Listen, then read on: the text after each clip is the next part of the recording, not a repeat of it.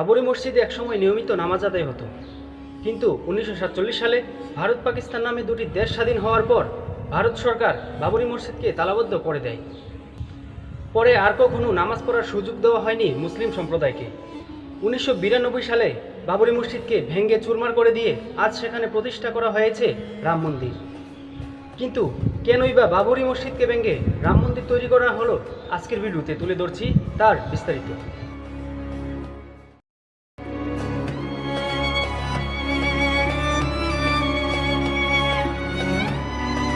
সময়টি ছিল 1949 সালের 22 ডিসেম্বর।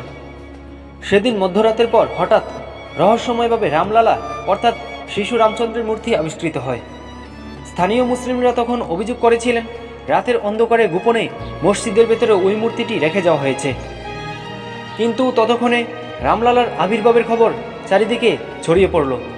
বিভিন্ন প্রান্ত থেকে হাজার হাজার মানুষ ওই মসজিদে এসে শ্রীরাম ভজন পূজন শুরু করে দেয়।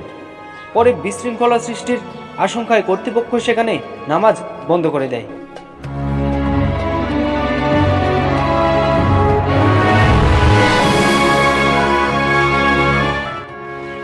বিবিসি নিউজের একটি প্রতিবেদনে দেখা যায়, লেখক ও গবেষক অরিন্দম সেন মন্দির বিতর্কের 5 দশক প্রবন্ধে লিখেছেন, রহস্য কিছু নয়, খুব কৌশলে পরিকল্পনা এটাই মসজিদের ভেতরে ওই মূর্তি নিয়ে আসা হয়েছিল।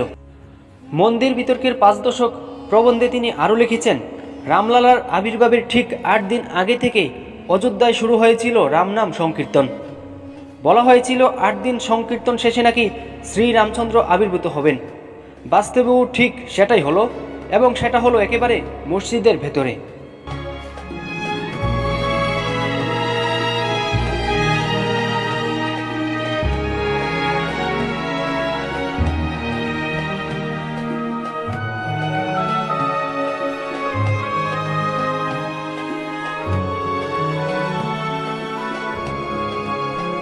কিন্তু কিভাবে মসজিদের ভেতরে এলো এই রামলালার মূর্তি?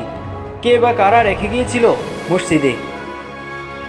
এ বিষয়ে অযোধ্যা দ্য ডার্ক নাইট নামক গ্রন্থে 1949 সালের 22 ডিসেম্বর রাতের সেই নাটকীয় ঘটনার বর্ণনা করেছেন অনুসন্ধানী 2 লেখক কৃষ্ণা ঝা ও ধীরেন্দ্র কুমার ঝা।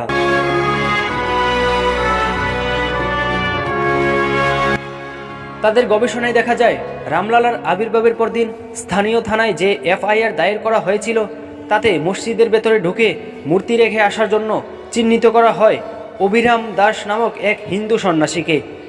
যদিও প্রমাণের অভাবে তার কোনো সাজা হয়নি। লোকমুখে তার নাম হয়ে গিয়েছিল রাম জন্মভূমি উদ্ধারকারক তথা উদ্ধারকারক বাবা।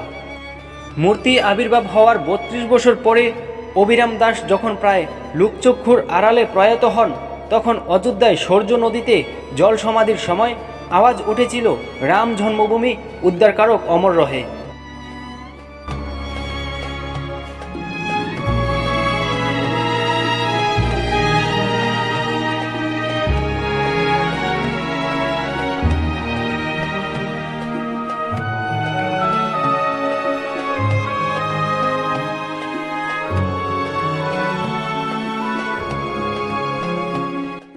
সাম্প্রদায়িক পরিস্থিতি বিঘ্নিত হওয়ার আশঙ্কায় মসজিদের ভেতর থেকে রামলালার বিগ্রহ সরায়নি ভারত সরকার। পরে মসজিদের স্থানটিকে বিতর্কিত ঘোষণা করে সেখানে তালা ঝুলিয়ে দেওয়া হয়। 1949 সাল থেকে 1992 সাল পর্যন্ত সেখানে কখনো নামাজ পড়ার অনুমতি দেওয়া হয়নি। 1992 সালে মসজিদটি ভেঙে গুড়িয়ে ফেলা হয়। তখন 2000-এর বেশি মানুষ সাম্প্রদায়িক দাঙ্গায় প্রাণ হারিয়েছিল, যাদের অধিকাংশ ছিল মুসলিম। অথচ আজ সেই বিতর্কিত স্থানেই আবার তৈরি করা হয়েছে রাম মন্দির।